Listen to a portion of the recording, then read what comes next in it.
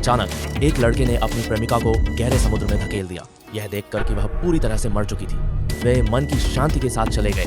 उन्हें इस बात का जरा भी अंदाजा नहीं था कि महिला को चींटियों ने जगा दिया था। उसने जल्दी से आस-पास की जांच की और पाया कि वह एक चट्टान के नीचे थी। न केवल वह पेड़ की नोक से मारी गई थी और हिल नहीं सकती थी, बल्कि वह खून से लथपथ भी थी। अगर उसे कोई रास्ता नहीं मिला तो वह मर जाएगी। इसके अलावा उसका प्रेमी निश्चित रूप से शरीर को नष्ट करने के लिए नीचे आएगा, लेकिन इस समय उसके पास कोई रास्ता नहीं था। जब वह बेहद हताश थी तो उसे अचानक जमीन पर एक टर्की मिला। उसने टर्की को वापस हुक करने के लिए हेडफोन केबल का इस्तेमाल किया, जैसे कि उसने एक जीवन रक्षक तिनका पकड़ लिया हो। टर्की पाने के बाद उसने ढेर सारा नद्यपान पाया और उसे स्टंप के बगल में ढेर कर दिया और फिर उसे आग लगा दी। आग के भयंकर हमले के तहत स्टंप जल्द ही जल गया और महिला भारी रूप से नीचे गिर गई। लेकिन इससे पहले कि वह अपनी प्रेमिका पकड़ पाता, उसने एक इंजन की आवाज सुनी। वह जानता था कि उसका प्रेमी वापस आ रहा है, इसलिए वह चट्टान के किनारे पर चढ़ने के लिए संघर्ष करती रही। जैसे ही उसका प्रेमी आया, वह खड़ी हो गई और चट्टान की चट्टानों से चिपक गई। यह देखकर कि उसकी प्रेमिका का कोई पता नहीं था, तीनों पुरुषों को यह अविश्वसनीय लगा और उन्होंने अनुमान लगाया कि उसे ले जाया गया होगा।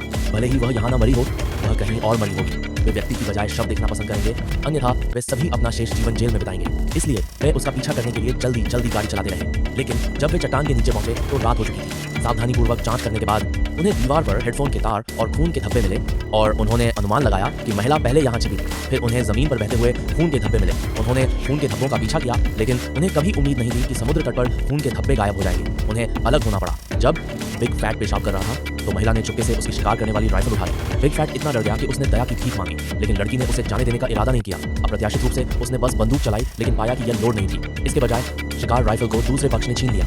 बिग फैट बहुत गर्वित था और उसने दाढ़ी वाले भाई को महिला की खोज के बारे में बताया। फिर उसने लड़की को पानी में धकेल दिया। उसने वास्तव में धीरे धीरे उसकी मौत